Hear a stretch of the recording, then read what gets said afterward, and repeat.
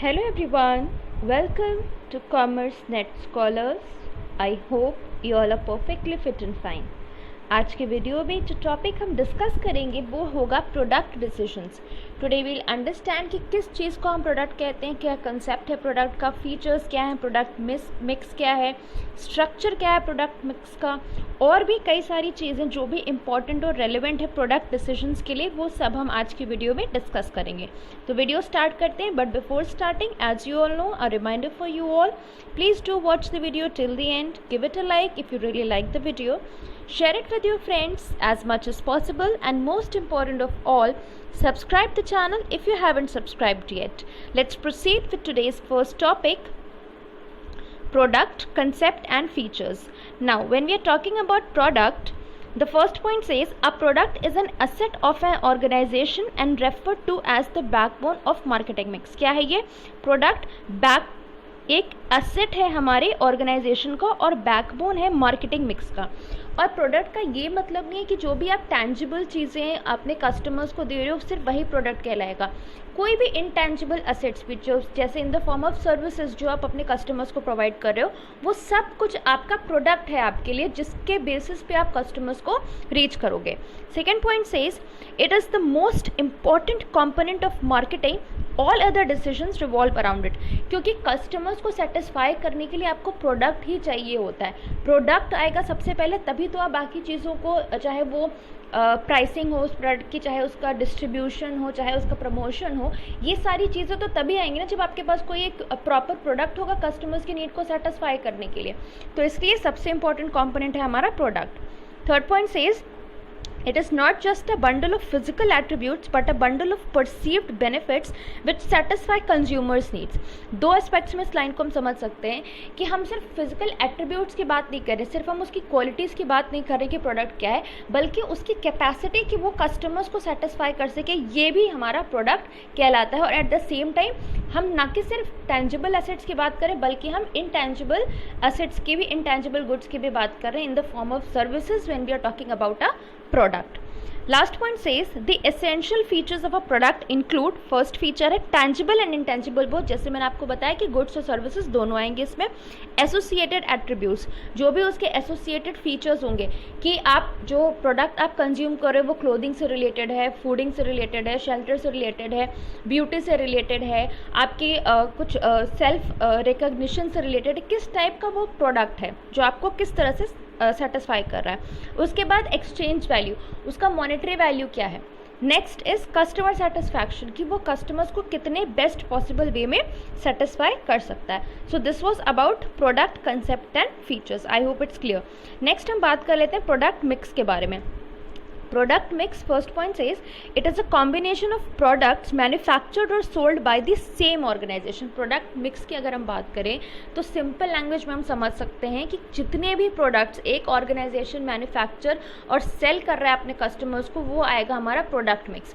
अगर हम एक ऑर्गेनाइजेशन है और हम फॉर एग्जांपल मान लो बिस्किट्स बना रहे हैं, तो हम अपने बिजनेस को सिर्फ बिस्किट्स बनाने तक ही लिमिटेड नहीं रखेंगे, या फिर ज़रूरी नहीं कि हम सिर्फ ग्लूकोज बिस्किट्स बना रहे हैं तो हम उसको ग्लूकोज बिस्किट्स ही बनाते जाए. हर बिजनेस का एक बेसिक रूल होता है, एक बेसिक नेसेसिटी होती है बिजनेस को डाइवर्सिफाई करना. और जब हम डाइवर्सिफाई करते हैं तो हम कई सारे प्रोडक्ट्स में अपने आप को इन्वॉल्व कर रहे हैं. तो वहाँ पे जितने भी प्रोडक्ट्स में हमारा बिजनेस इन्वॉल्व हो रहा है वो कहलाएगा हमारा प्रोडक्ट मिक्स, कि कितने नंबर ऑफ प्रोडक्ट्स आ रहे हैं हमारे बिजनेस के अंदर. Next point says generally companies offer an assortment of related or unrelated products to the market instead of focusing on a single product. अभी जैसे मैंने आपको एग्जांपल दिया कि ज़रूरी नहीं कि अब आप बिस्किट बनाने वाली कंपनी हो, पर्टिकुलरली ग्लूकोज बिस्किट्स, तो आप सिर्फ ग्लूकोज बिस्किट्स ही बनाओगे. आप कई सारे बिस्किट्स बना सकते हो, आप अलग अलग टाइप्स की बना सकते हो, आप बेकरी बिस्किट्स भी बना सकते हो, आप टॉफ़ीज़ भी बना सकते हो, आप कोई ड्रिंक लॉन्च कर सकते हो. ठीक है, तो कहीं ना कहीं आपका जो कोर बिजनेस है वो रिलेटेड तो है FMCG से, लेकिन वो भी कई तरीके से डाइवर्सिफाइड है. इसी तरह से मान लो कोई बिजनेस है वो शू मैन्युफैक्चरिंग में इन्वॉल्व है, तो इनिशियली आपने क्या किया, आपने स्पोर्ट्स शूज़ बनाना शुरू किया, लेकिन अगर उसी स्पोर्ट्स शूज़ तक आप स्टिक रह जाओगे तो आप वाइडर एरिया ऑफ मार्केट को कैसे कवर करोगे। तो वहाँ पे अपने बिजनेस को आप डाइवर्सिफाई करने के लिए आप हील्स बनाना शुरू करोगे, आप फ्लैट्स बनाना शुरू करोगे, स्नीकर्स बनाओगे और कई तमाम जितने भी वेजेस बनाओगे। स्पोर्ट्स शूज़ तो आप ऑलरेडी बना ही रहे थे।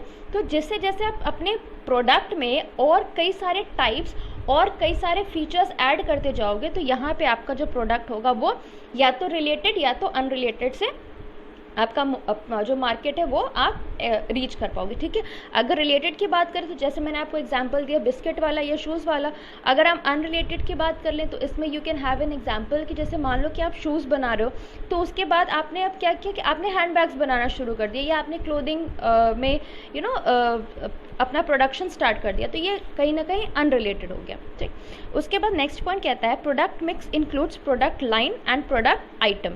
प्रोडक्ट लाइन क्या होता है? प्रोडक्ट लाइन में बेसिकली वी आर टॉकिंग कि जैसे मान लीजिए कि हम एक ही टाइप का प्रोडक्ट बना रहे हैं जिसमें थोड़ा बहुत माइन्यूट डिफरेंस है। जैसे मान लो कि अगर शैम्पू बना रहे हैं तो उसके साथ हमने कंडीशनर बनाना शुरू कर दिया। ठीक है, ये एक एग्जांपल हो सकता है प्रोडक्ट लाइन का, मतलब लाइन हमारी सेम रहेगी, जो हम बना रहे थे वही बनाएंगे। जैसे शूज़ और बिस्किट वाला एग्जांपल भी इसमें आ सकता है।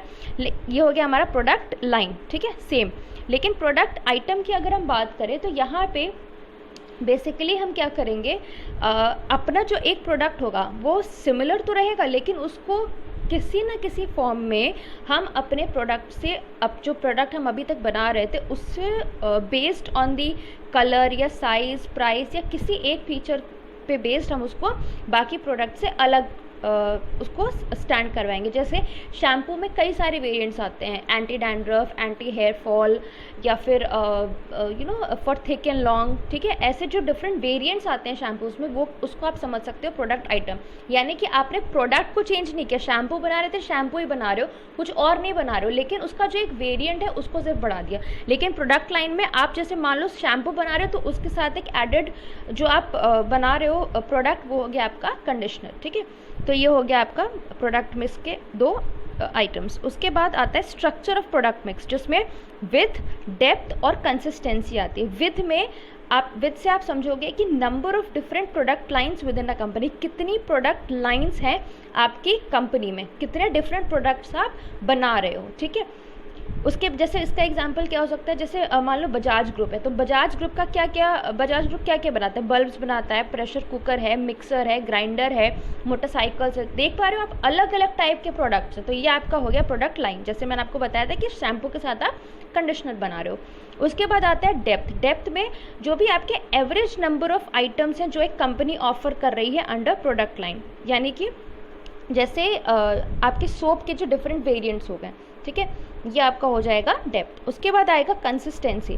कंसिस्टेंसी में आपको ये ध्यान में रखना है कि आपके जो प्रोडक्ट्स हैं वो कितना क्लोजली रिलेटेड हैं in terms to the consumers behaviour, to the production requirements and the distribution channels की एक कंसिस्टेंसी फॉर्म हो इन तीनों के बीच में, कि जो कंज्यूमर की नीड है या फिर जो आपकी प्रोडक्शन की रिक्वायरमेंट्स और आपके जो डिस्ट्रीब्यूशन चैनल्स हैं वो मोर और लेस सिमिलर है सारे प्रोडक्ट्स के ही लिए। ठीक है, so this was all about product mix. Next बात कर लेते हैं हम लेवल्स ऑफ अ प्रोडक्ट के बारे में। This is really very important, levels of a product, इसको समझना बहुत ज़रूरी है क्योंकि इससे क्वेश्चन ज़रूर आते हैं एग्जामिनेशन में। ठीक है, सबसे पहले हम देखते हैं जैसे स्क्रीन पे सबसे पहला है हमारा कोर प्रोडक्ट, जो हमें कोर बेनिफिट प्रोवाइड करता है। अगर हम कोर प्रोडक्ट की बात करें तो हम की फीचर्स की बात कर रहे हैं जो एक प्रोडक्ट हमें प्रोवाइड करेगा, एक की बेनिफिट्स की बात कर रहे हैं जो प्रोडक्ट हमें प्रोवाइड करेगा। इसमें एक एग्जाम्पल लेके शुरू से चलते हैं हम इन सारे लेवल्स के लिए। कार का एग्जाम्पल ले लेते हैं जैसे। ठीक है, अगर हम कोर बेनिफिट की बात करें कार के लिए तो कार का कोर बेनिफिट क्या है? ट्रैवलिंग। आपको एक जगह से दूसरी जगह जाना है, कंफर्ट चाहिए, आपको कंफर्टेबली जाना है तो आपने कार परचेज कर ली, तो ये कोर बेनिफिट हो गया हमारे लिए कार का।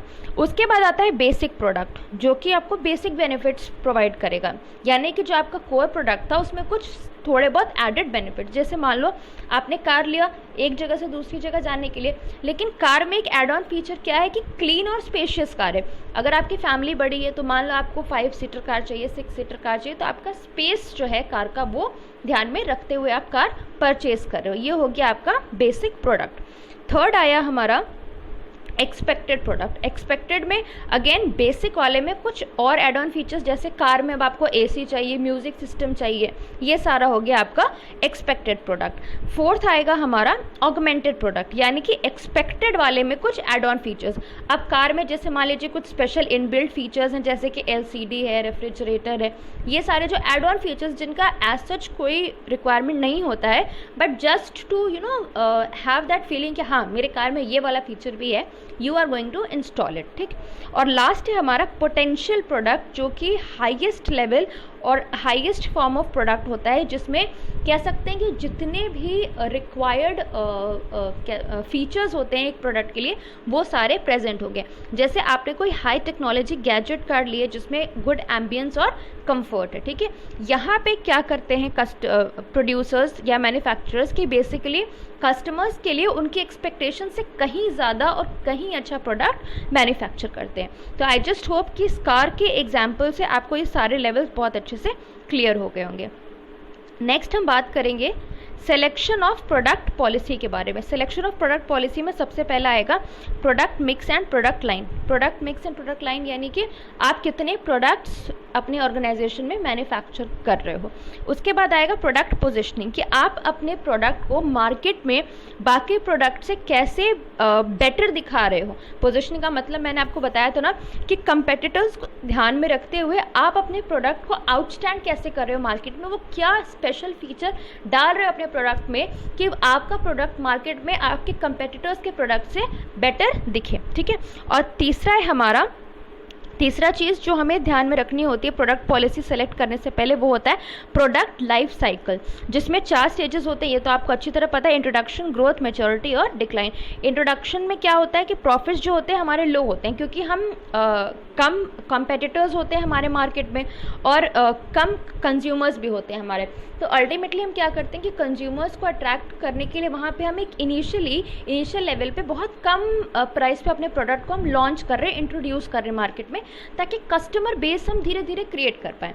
उसके बाद आता है हमारा ग्रोथ, जहाँ पे प्रोडक्शन कॉस्ट होगी वो घटना शुरू होगी और प्रॉफिट्स बढ़ना शुरू हो जाते हैं। प्रोडक्शन कॉस्ट घटेगी कैसे कि देखिए, जब आप 1 यूनिट या 2 यूनिट या 3 यूनिट या 10 यूनिट फॉर एग्जांपल मैन्युफैक्चर कर रहे हो, तो उसमें आपको रॉ मटेरियल्स लाने पड़ेंगे और जो भी खर्चा आपका लगेगा वो उतना ही होगा जितना कि आप बल्क में मंगा रहे हो, मोर और लेस। ठीक है।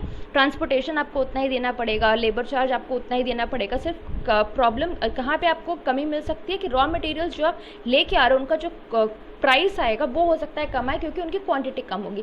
लेकिन जब आप बल्क में प्रोडक्शन करने लगते हो तो एक बार आपने सारा स्टॉक मंगवा लिया, आपने एक बार लेबर एम्प्लॉय कर लिए, तो वहाँ पे जब आप बल्क में प्रोडक्शन करने लगते हो तो वहाँ पर क्या होता है, आपकी कॉस्ट जो होती है प्रोडक्शन कॉस्ट वो रिड्यूस हो जाती है कंपेरेटिवली, जो कि आप कम क्वांटिटी में प्रोड्यूस कर रहे थे। यही कंसेप्ट समझाया जाता है इकोनॉमीज ऑफ स्केल के अंदर, इसको अच्छे से याद रखिएगा।